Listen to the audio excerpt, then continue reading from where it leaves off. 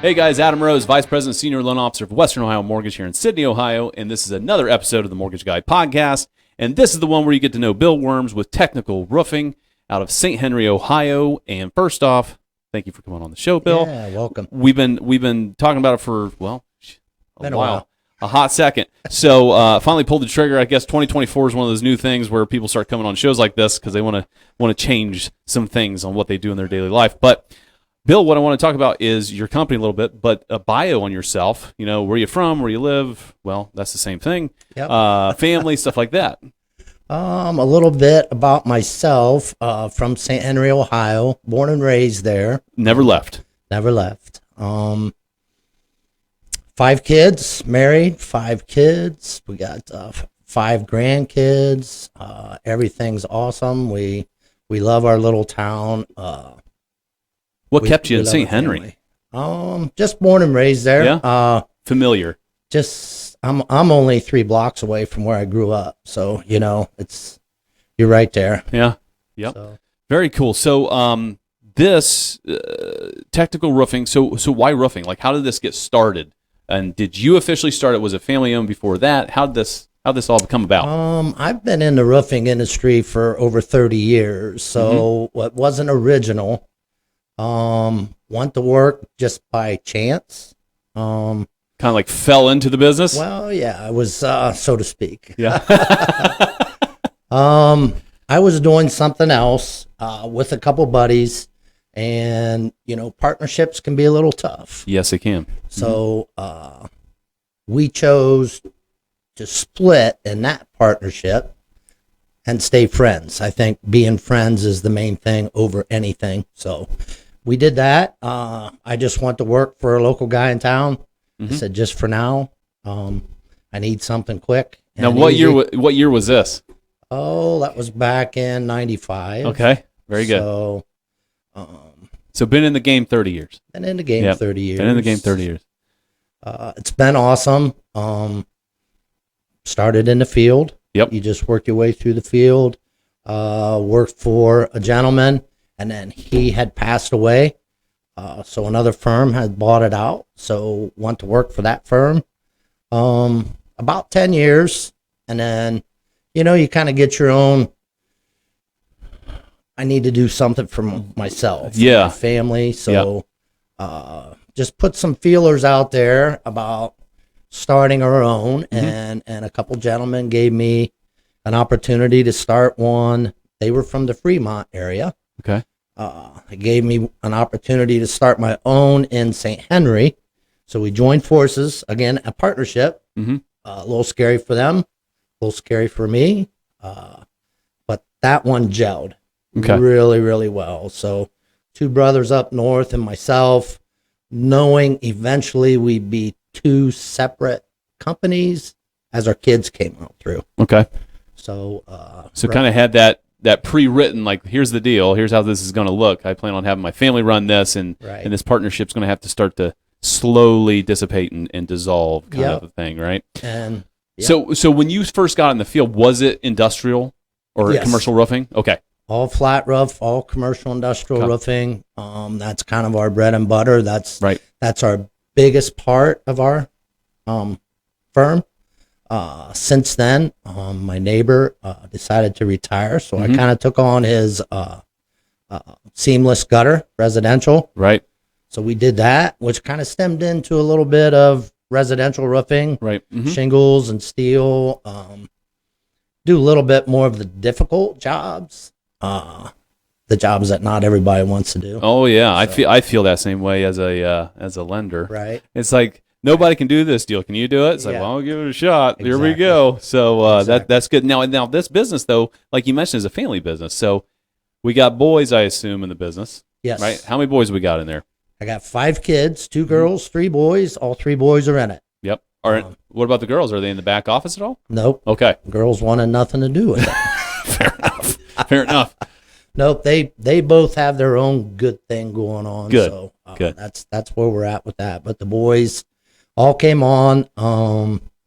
They all came through the field. Yep. That's the best way to do it. We're in the process now of bringing them up in different stems of the the business, as far as operations, service, install, ordering. Sure. So it's been good. They all complement each other extremely well. So as the old man decides to get out here, maybe in 5-10 years or 20. Yeah. If Okay. they kick me out. Yeah. Maybe. So are you ever going to retire then? I mean, is there a what's the word I'm looking for? A succession plan, like someone coming in and be like, all right, here's how this is going to work, because you got 3 boys in it. Sure. And it's not like they're all the same age and have the same experiences. Sure. So the question is, who's taking it on as the owner? Is that ever like at the Family Feud dinner table talks?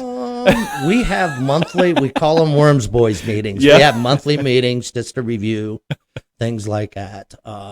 It just keeps us joined. It keeps us all together, talking about the future, etc. I love what I do. So I can actually say I have a game plan to stop. Good. But probably won't. All right. At that time. I mean, if you like what you do and it's not, Love what I do. yeah, I mean, that's half the battle right there. So, yep. So it's good. So we got multiple divisions. So you got industrial. So, I mean, that's your bread and butter, right? That's your primary thing that you do. And then you have those little divisional offshoots with the gutters and seamless gutters. And then you also have some residential roofing sprinkled in there. So what does this process look like? And what's an ideal client look like for you? If someone's watching this video and they're like, yeah, we've been needing this, or hey, I can send somebody over there because they've been having issues with their commercial industrial installer. What does this process look like from like quote to work to follow up? Okay. How does that work for people? Okay. Well, we're very proactive, so very seldom do we wait for the phones to ring. Probably 80 to 85% of our business is past and referral. Nice. Good. So what helps being in the business this long, you have a continual run. So one of my goals there is to start introducing my sons to those people. Right. Yeah. Continue those relationships. As I try to slip behind the scenes a little bit. But, the Homer Simpson meme, fading into the bushes a little bit. Right? Yeah. Yeah. As far as when someone calls in, we really qualify them well. So we really know what they're looking for, what they need, where their problems are.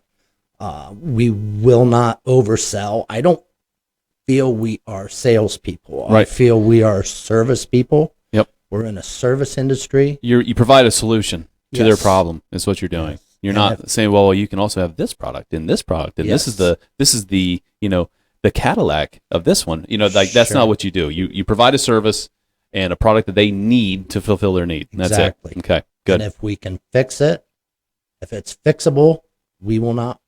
You don't need a new roof at this time. Let's service it for 3, 4, 5, 8 years, etc. So you actually just, I want to talk about the product that you offer, because it's flat rubber roofs, and I may be Duralast, Duralast. PVC. I don't want to misspeak because so.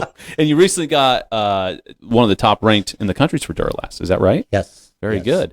So what is that product? If you want to, because there are some people out there that may have a building downtown that has a flat roof, or maybe they're jumping into a commercial space and they know absolutely nothing about this because it's not a normal piece of expertise that we're going to have, especially commercial roofing, right? I mean, if I look at a home and we're doing, dimensional shingles, this is easy, right? We can handle this part. But when it comes to rubber roofs, most people, I would say, are ignorant to the fact of what they are, how they work. So could you tell me a little bit about that product? Sure. We are flat roof specialists. We've always used that in our marketing. That's our bread and butter. It's a PVC membrane. It's white. It's mechanically attached normally. We can fully adhere it if it's an aesthetic type looking facility, if you're doing gables, if you got high walls that you'll be able to see from the ground. There's different ways to apply it. Most are 20-year warranties covering all material, all labor needs. We offer a free annual inspection. So not only if you hire us, not only do you get us the install, but we'll follow up with you. We send some cards out each year just as a reminder, your free annual inspection if you want to utilize it. We look at it as a marriage. Right. So okay. Once we join forces, It's not one time and out. We want to be by you by your side, beside you, the whole length of the warranty, past the warranty. Then we can service your roof once it starts to see some minor problems. Then we get into the service again and we extend the life of your roof. So, we're not here to always sell you a new roof. We're here to give you the best solution, the best long-term solution. Right. Because I can only assume that a commercial roof like that is not cheap. So you would want, hopefully have a partner in that to where it's not like they did your roof and you have a 1-year warranty and you're gone. Yes, bye-bye. And they don't want to deal with it anymore because they don't want to confront if there was an issue. Because, let's be serious. It doesn't matter how good you are at your job. Nature can take its course on any product that you install. Sure. So going out there every year, I would assume is an important piece of this. It helps. Ohio codes 2 roofs, and that's most code. So that's the most you can have on your roof.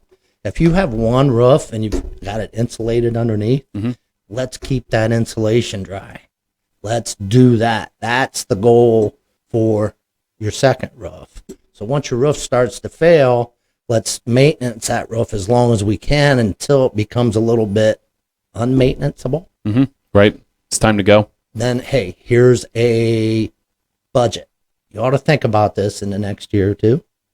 And then we can put that on over the top. You don't have wet insulation. Everything's good to go. Now you got another 30, 35 years you can go on your roof. So. Yeah, and the maintenance thing, it's like you mentioned, is so important because I hear you talking about, especially during the wintertime, is the maintenance. You guys do a lot of maintenance during the wintertime because of roofs installs or even gutters, right? Yes. Keeping that stuff cleaned out. That way water's not going back under residential shingles. I don't know how that looks when it comes to commercial roofing that are flat. Now, you have also mentioned in B&I that do these come in one piece? Some of them? Or yes. not? Do you have seams every now and again, depending on the size? They're prefabricated sheets. So Duralast offers roll goods as well as prefabrication. So I can get anything up to 2,000 square feet, a 50 mil product. So if you're, just say it's 10 by 200 feet, I can get that, in 2 pieces. I don't think that building would stand up and withstand the wind, just for the record, at 10 by 200. But She's catching some wind. We can do anything in between, so Very we can do 40 by 50, or we can go as long as 80 feet, right? So yeah. How the hell do you get something that heavy up there? It's 0.33. It's 1/3 pound per square foot. So if you figure it, it's about 650 square pounds per roll. If you use the biggest rolls, we have our own crane. We got our own system. We got a big crew out there. Yeah. Say everybody lift with your backs. Yeah. No. Not your legs. It's a young man's game, a lot of it, Right. So we got some studs and everybody knows what they're supposed to do. We don't make them overexert, you know what I mean? Yeah. Very safety oriented. You got to have a well-trained crew, especially in the commercial space. You got OSHA driving around all the time. Oh, yeah. You see you up on the roof. You're going to have some different problems. So very good. It's good to hear about your business, and it's local here, and it's up north in St. Henry. So guys, if you have some commercial needs, industrial needs, residential, gutters, he is your man. But I do want to ask one thing, and I ask that of the guests all the time, is do you have any crazy stories in your industry or anything that's happened to you? I always say residential specific, but obviously we're in a different ball game here. Sure. So what happened, Bill? Let's drop it. Okay. When I first got into the industry, and when I'm saying first, this is my first job ever. We were in a dome for Anderson's. So we were roofing a dome. So tied off, I assume. Oh yeah, tied off. OSHA standards. But an old fire truck with a bucket. And granted, I'm afraid of heights when I first started this. So it was 110 feet from ground to the center. And if you go straight up, it was 70 feet high. So you would have to go up and then out. Right. So so if you fall, there's time to think about it. Oh yeah.